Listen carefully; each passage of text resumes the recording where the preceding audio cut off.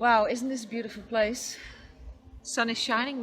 It has been pouring all morning, raining, raining, raining, and it's supposed to rain all afternoon. And here we are sitting near your place where you live now in the Netherlands, and we have sunshine. Isn't that beautiful? Sure is. It's nice to see blue sky Yeah. for once. So, Tohora. Tohora, the whale. Tohora. Yeah. Okay, I'm going to start with a little story again, just to start up this conversation. Yes. And I remember the first time we met. I came to your place for a coffee. And I did something weird because we went outside and there were your carvings and your workshop and your place where you work. And I asked you if I could touch something because I wasn't sure if I was allowed to. And then I picked up the jade. You wear also a jade now. Yes. And I did something very strange. I tried to smell it and I was like, this is weird, you can't smell it. And I told you, I think I tried to smell the ocean. And then you said, well, maybe you can hear it. And I noticed the way you said it, or at least how I interpreted it. Yes. Difficult to say this. The way I thought that you were looking by saying it, that like you knew something, or that there was something in your mind that you weren't saying, and I wasn't asking. But then we started to talk about the whale. And I remember you asked me, have you ever seen into the whale's eyes? I said, no. But I said, I can imagine if you do so, that you can see all knowledge. And I remember that very clearly. And I know when I remember certain moments like that it means something. And now we're a couple of months later, and now we're here and we're going to talk about the whale. And you asked me, or you invited me to talk about Tohora. And I'd love to. So I would like to invite you to tell something about the history, the story of Tohora. And we are not near the ocean. No. We're in the forest. Yes. And that has a reason. It certainly does.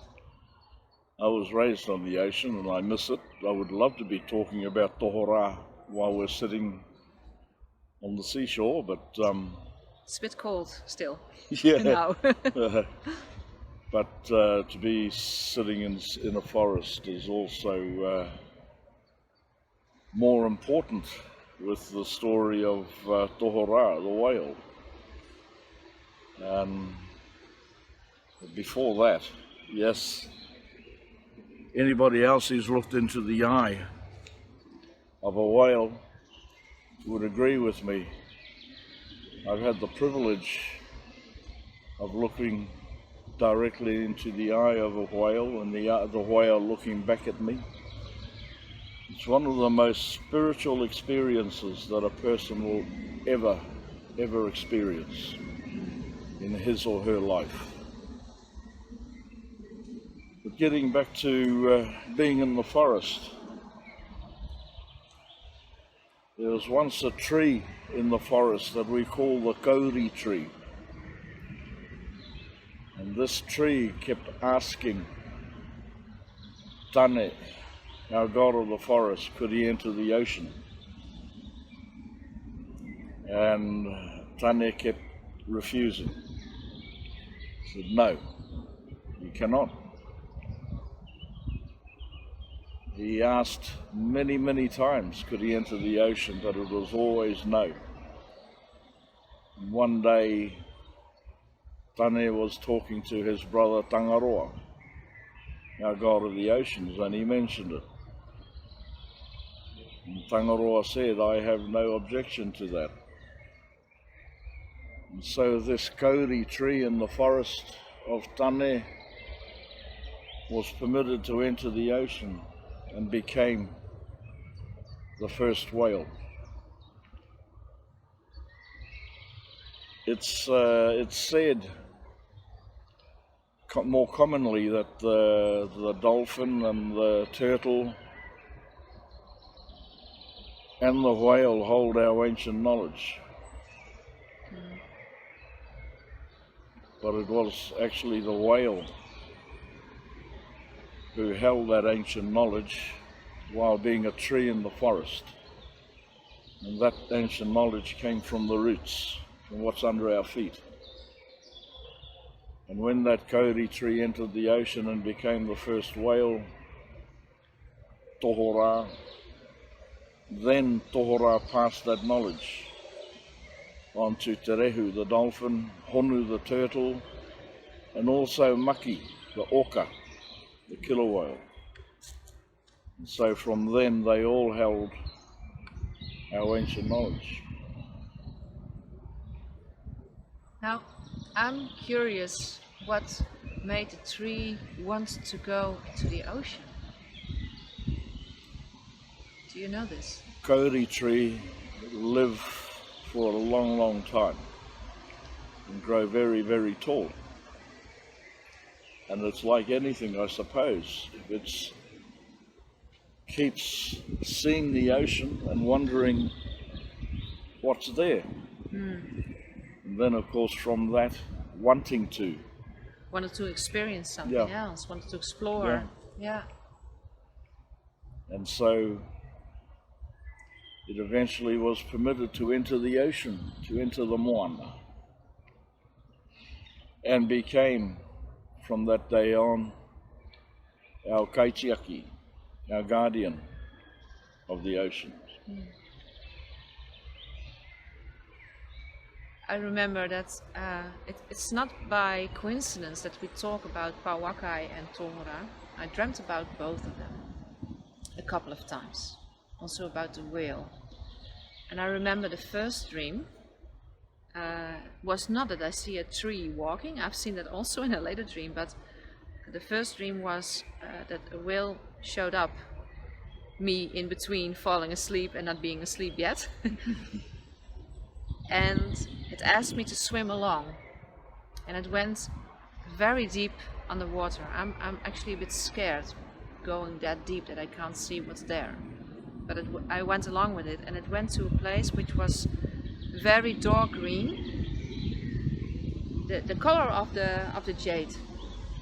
And I told you that's very strange, because this whale takes me into this, it's a place, it's actually not everywhere in the ocean, but it's a certain place where it takes me, and it's like jade green, and it tells me this is where we give birth, and that was it. And I told you, like, why is this whale showing me this in this dream? Do you know this? Is this a story, or do you know something about it? And then you explained something to me. Maybe you can share it again, because I found it very beautiful what you told about this. Do you still remember what? I can keep on talking. Yeah. Yeah, because we've been chatting along. So of course you don't understand. Remember everything. I do, because it was to me very significant. You told me there is actually a place, a coast, which is called the Waters of Jade. And isn't that the place where they migrate? Is this the place where they give birth? Yes. And there were some beautiful Maori sounding words and names, but I forgot them too. So, but maybe you recall it. The Waipounamu, the Waters of Jade. Yeah. That's what that's our name for the South Island of New Zealand. And Kaikoura is a town there that's well known for its whale watching. Mm-hmm. But they, everywhere on their migration, even growing up as a child, I swam with the dolphins in the bay. But the whales on their way past would, because they were too big to come into the bay, we'd see them playing further out on their way. But yes, they breed there. Um, where I was raised also with my grandmother, it's 20 metres above the shoreline. And every October to November during the migration season, a killer whale, an orca, a pod would swim past without fail every year. And I was so fortunate that in the year 2000, when I took my family back there to live for 3 years, my wife and children experienced it as well. The pod would sail into the bay and wait. And one killer whale or orca would swim to the rocks below my place. Always had a baby. And it would be there for anywhere from half an hour to an hour. And even from 20 metres up, seeing its fin and seeing itself flipping. Yeah. And she used to rub herself against the rocks to rub the barnacles off. And then when she was finished, she'd swim out, and then the rest of the pod would come out of the bay and meet up with her, and they'd continue. But with orca, most people would think it's a mother and a baby killer whale, but it's always the grandmother taking the baby in. And without fail, every year we'd see one come in. The rest would wait in the bay, and she'd come up and rub herself. But the whales, as I said, were too big to come into the bay, but they still played out. The dolphins, of course, they'd swim out, but our fishermen weren't happy when the dolphins were around, because when the dolphins are around, there's no fish. They eat them all. Yeah. And you'd see the fishermen in their boats just sitting there waiting, because the dolphins would be playing. Yeah. So. They were playing. They were chasing them away. Yeah. They couldn't eat them all. So you've been growing up at Wales with Tohora, and it came from the forest, entering into the ocean, and it lives in the ocean, but it has. I try to grasp what's going on, because when it's a tree and it lives in the forest and it's so connected to Earth and it's so connected to how Earth started to exist, whatever happened, how it evolved, and then it goes into the ocean. And water is a very good way to carry information, but also sound. Yes. So I try to understand the concept of all this knowledge coming from this planet, from Earth, into, well, the water is also on the planet, but coming into the water. What happens if all this knowledge is in water, in this energy? What does it mean? Well, maybe you probably have an idea about it, but how would it help the tree to bring it into the ocean? As you said, sound travels faster underwater. That's changed in these recent times, of course. Mm-hmm. But getting back to the trees being rooted in the earth, it's another story to be told. But we also talk of the times when the trees walked the earth. Yeah. So they were never permanently anchored to the earth. Sometimes you still see it when they have their roots up. Yeah. It looks like they're about to. Yeah. Yeah. If you ever, if a tree ever talks to you or shows you anything, it'll show, well, myself. They don't talk to me, but they show me. It's like a slideshow of photos. It's just scenes. Because, you know, can you imagine a 1,000 or 3,000 year old tree, the photos it could show you of the landscape changing? Yeah. But that knowledge is passed on because the dolphins, of course, are able to pass knowledge to humans as well, especially a child that's not born yet. You know, I've heard of women who are pregnant in the sea with a dolphin around, and they'll feel its sonar hitting her belly because the dolphin can sense and see the child there. They're already connecting Yeah. to it. Yeah. And you think there's an exchange of information? Yes. Yeah. Yes. Because not only has the child's journey hasn't lasted 9 months. It's lasted since the start of creation, what we call te kore, the void, the long night. And so that child already carries so much knowledge from that journey, and the dolphin is also able to pass the knowledge to that child from the journey from the land into the ocean. See, one thing we forget and don't really acknowledge, I suppose, there's more water on the planet than land. But in these recent times, I just held a haka workshop in Zutphen, and nearly everybody during that workshop could feel whale energies. And I said it's no coincidence, because since we've been forced to slow down from the virus, and for the short moment of time when our air cleared with the whole lockdown right around the planet, the whale songs now are not only through the ocean, but they're also coming over the land now. That's how strong they are now. So there's a new awareness that's waking up. Do you think whales are trying to connect again with trees also? They always do reconnect,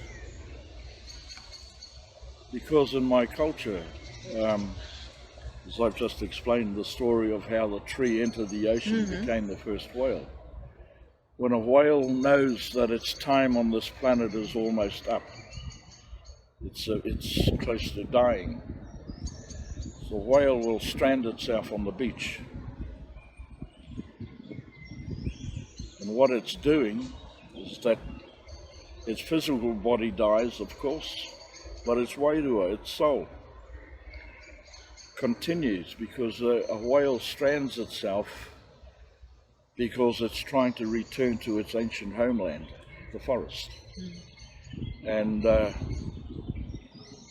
so a whale's cycle, if you can call it that, it starts from the forest and ends back in the forest. Do you think being in the water makes it possible for a whale to hold all this knowledge in a safer place? Yes, but it's also a great conductor. A catalyst. Catalyst? Conductor? I don't know what a conductor, what do you mean? It's a great conductor of energy, information. It holds that information because, for instance, people who have crystals and feel the information that comes from that crystal. Well, our ocean is the biggest crystal that exists. Yeah. And so all that information is in one great big crystal. And so from there, the ancient knowledge not only can go through the water, but also over the land, but also above. And then from that, when I mention above, also inner. I was thinking about the feeling, if you know this much better than I do, because you've almost been born in the water. Well, we all are in the womb, but in the ocean. When you go in the ocean and you go underwater, then something happens with your hearing, because it's kind of it's like, to me, it's like you go inwards, but then you kind of hugely expand, because sounds sound really different. Yes. You get a whole different idea of environment where you're in. And to me, well, I can't hold up my breath for 5 minutes like you could, but not even one, I probably. But it feels like you go into a timeless space. And I have never encountered a whale underwater, but I can imagine if I would, well, maybe I did once, if I would, then time would stop. And there would only be like that moment. Exactly. That's how it feels to me. Yeah. Time, again, doesn't exist. Being able to hold my breath that long, it was fascinating. I still do it whenever I can get into the ocean, is to lie on facing the surface, but dropping down, and then just listening to the sounds, but also looking at the surface is another world as well. Just everything. The light comes in differently. Yeah. And the flow, rather than, if I look at the tree, there's no movement. Whereas if I look to the surface of the ocean, there's movement. Always movement. And, for instance, if a whale in New Zealand waters started singing, a whale in Hawaiian waters, you'll hear that song, and then it'll sing back. But it has been known that whales do have different languages, or dialects, if you want to call it that. They have different songs from different areas. And so, all with water. So if we kind of connect to the whale, we connected, and then we connected to Pouakai and the whale. They both showed up through some dreams I had, and you could immediately explain. You knew what they were about. Yeah, I'm thinking of some other dreams that were passing, but never mind. That's funny, it's blank again. Wow, hang in there. So there's something about travel. And I'm trying to connect with Tohora, and then I see this gray whale, and it says the word travel, and then I see your canoes. So it probably wants to talk about it, about that. So what does travel have to do with the whale? I know the tree traveled into the ocean, and then a whale can go a lot further than a tree can on land. So how does this connect with the canoes? Can you share something about it? I just dropped some images. That's all about connection. Once again, our connection with nature that we lost. My ancestors were one of the best navigators on the planet, without the instruments, because we used the stars, of course. I get it, yeah. The clouds, the different formations of clouds, the type of fish we'd catch, the type of birds that would land on the canoe. When I say canoe, these are double-hulled, with a big building in the middle and a huge sail, and they could hold between 70 and 200 people. Those are our ocean-going canoes. But for instance, if my ancestors from Rapa Nui, from Easter Island, wanted to voyage to Aotearoa, New Zealand, everything was common sense. They would wait until the whale migration season. Oh, that's why it shows when me. the whales started migrating, my ancestors would follow them because the whales follow the currents. Yeah, because what I saw is the whale up here, and then the canoes. Yes. It says so. There's a whale, and then I get the word travel, and then I see the canoes. Yes. And I see very specifically the white and the red color. I know this, of course, but it shows it very specifically, and the wood is dark, almost black. What do these colors mean? Because they're very significant in my image, so they probably tell something. Well, those are the colours of our flag. And as I mentioned before, the time when our Sky Father and Earth Mother were separated, that let the light in. And the black of our flag, or the black, represents Te Kore, the void, the long night. Body, yeah. And the white represents the light. And the red represents the blood that was drawn when they were Separated. split apart.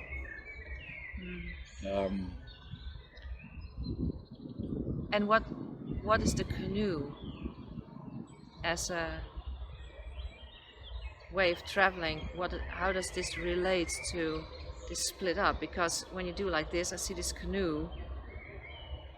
Is that correct? That the canoe travels between it? Yes. What is it doing? It's showing the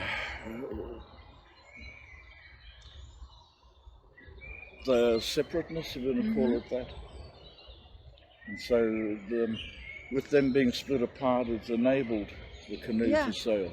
There's an opening, so then you, But if I think of a whale, it's about information and communication. But the same as with Pouakai, it's about the truth, right? So it's about the original, ancient, the first. Is this traveling? This brings information? Yes. From one place to the other. Yes. So now I understand why you say connection, because it's also connecting when you travel to another place, another country. Yeah, and reading. Because while the canoe is sailing, you're reading the skies, the universe, the stars. You're reading the clouds. The clouds will show you whether there's, cloud formations over land are different to cloud formations over the oceans. The different types of fish you'd catch, and the different types of birds that would land. And the trees travel underneath, as in a whale, as in Tohora. As in the knowledge. As in the knowledge, yeah. And the whales, as I said, for navigation, we'd follow them on their migration, but once we'd reach land, the dolphins, te rehu, they'd guide us safely into shore. Yeah, right, yeah. And so, again, connection. We're connected to the whale, to Tohora, for the voyage. When the voyage is nearing its end, the dolphin takes over and brings us into safety. So when this story appears in this time we're living in, like with the haka, that people could feel the whale energy, like my dreams of the whale. Very strong, yeah. And you've been contacted by someone else too, when I talked to you about the dreams, who was also suddenly got connected to the whale. So, like Pouakai, the whale is trying to tell us something, right? It's trying to reconnect with us. Of course, it's about balance and connecting to nature, but what is then Tohora is trying to tell us specifically, you think? I hold Te Waiata Tohora, the whale song, but it's not actually a singing, it's actually spoken. And in the whale song, Tohora is telling us that it's leaving us, and it's returning to our ancient underworld in the east. And it's saying to us it will not return until we've relearnt the ways of our ancient ones. And so the common denominator in all of this, I feel, with Pouakai, with what we're actually doing to Tohora and have been doing to Tohora, who is meant to be the guardian, the kaitiaki of the ocean, there's a lot of healing to be done. Because there's a lot of harm that we've been doing to them. And their message to us now is so loud to me now. Yes, we have environmental damage. But to me, because I was raised on the ocean, I believe in 2 years' time, Japan is going to release the water from the nuclear reactors into the ocean, into the Pacific.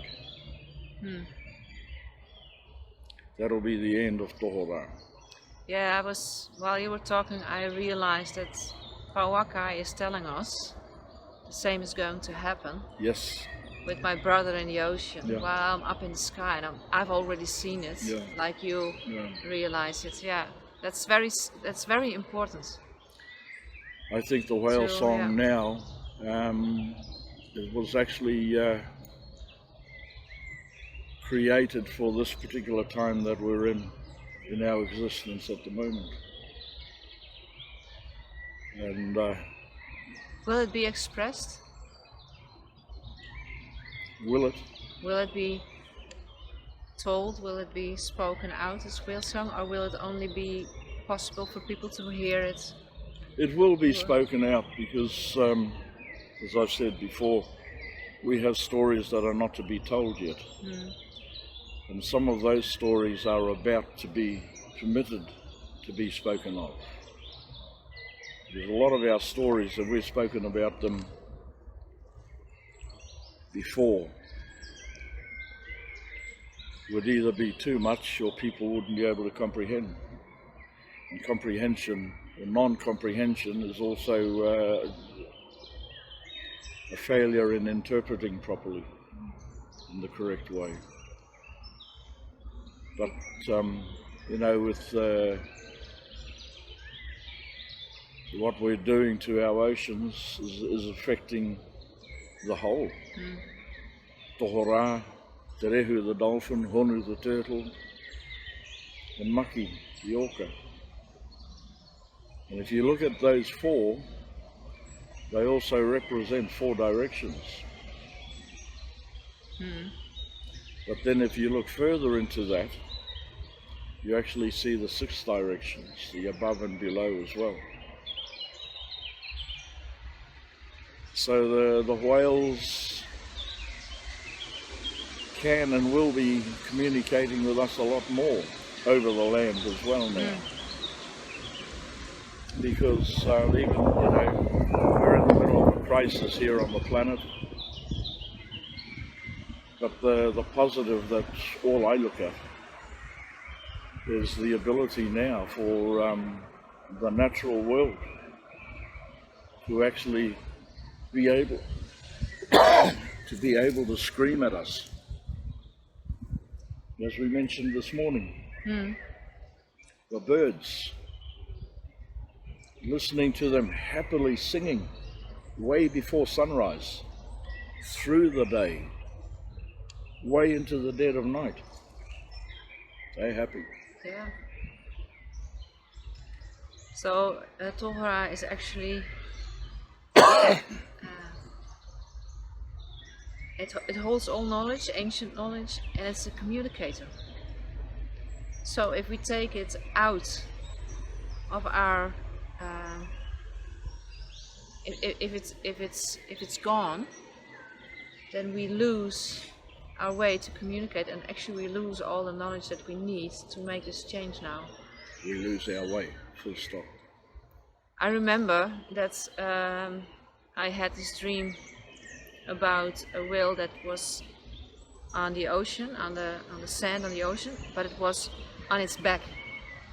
I wasn't sure if it was dead or not, but it was on its back. To me, it looked very unnatural. It's like because I've read something about it later on.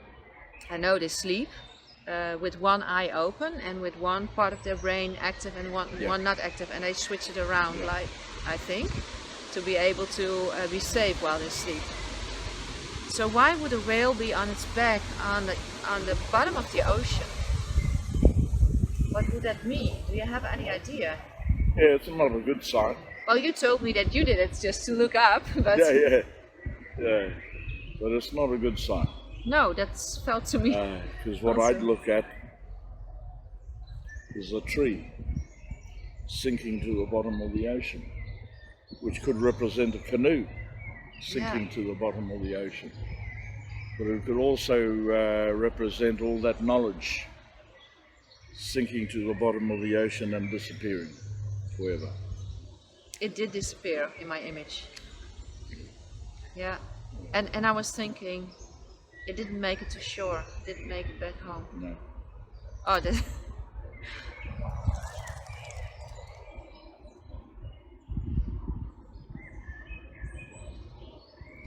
That's not easy. Yeah, you can see the damage we're doing to Tohora now compared to the days when, like our ancient voyages, where Tohora enjoyed our company and we worked together on the voyage. You know, Tohora had company. We had guidance. Now when they see the boat, they get killed. Yes. Or they get looked at Yes. by tourists. Yes. And if they're happy and if they're lucky, they can swim up to a boat because they're entangled within fishing nets, and they help them out. They know how to ask for help. Yeah, that's You shared in the summit a story about a woman and a manta rock. How these sea animals know that we are not able to breathe underwater, and they help us out. They must be very intelligent. Of course. The problem with humankind is that we think we're more intelligent, but we're actually the dumbest of the lot. Yeah. Yeah. The story of the ray, the fay, the stingray, occurred in my grandmother's days, and because we gathered our food, for instance, mussels, off what we'd call a mussel rock, and we'd swim out to it and then put enough mussels into our bag, and then, but as always in those times, just enough for that day. But there was a woman who was swam out to the rock and got into difficulty and could have drowned. But then a white stingray, a big one, swam underneath her. This is a true story. It swam underneath her and lifted her to the surface so she could breathe again. And it carried her into shore. And once she could stand, it left. And so yes, they're very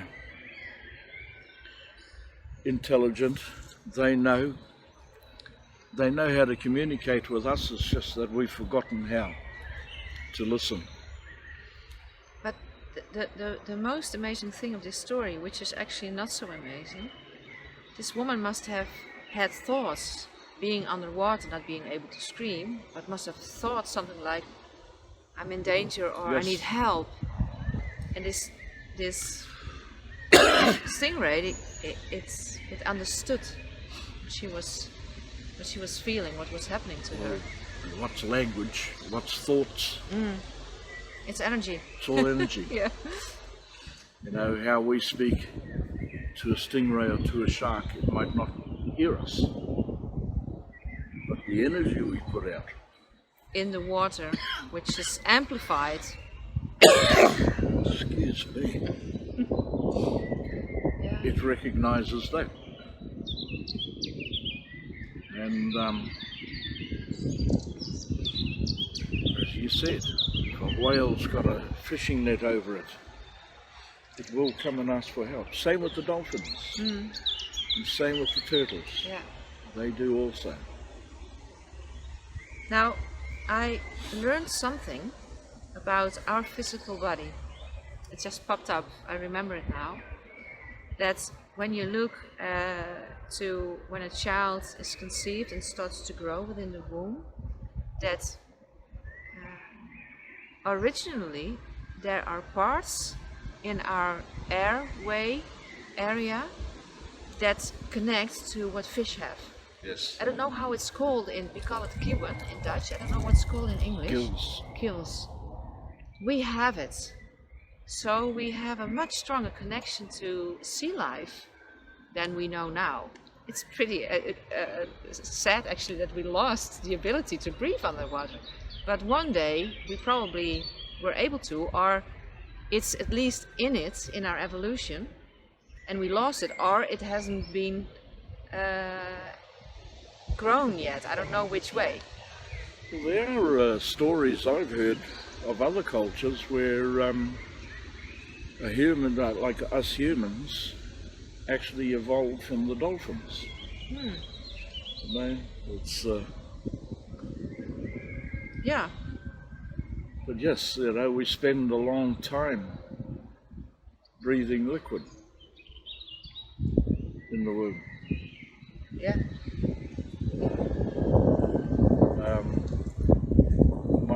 I still hear my grandmother's laugh when I first was able to hold my breath for so long under the water.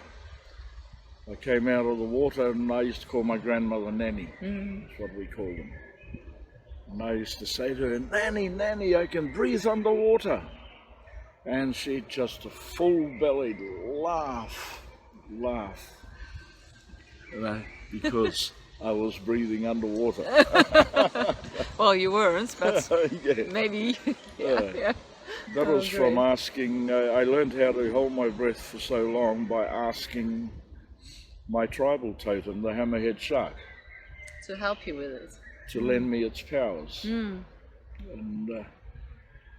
it was who taught me to swim amongst the seaweed, not to swim in open water, but to swim amongst the seaweed because other sharks won't come into the seaweed.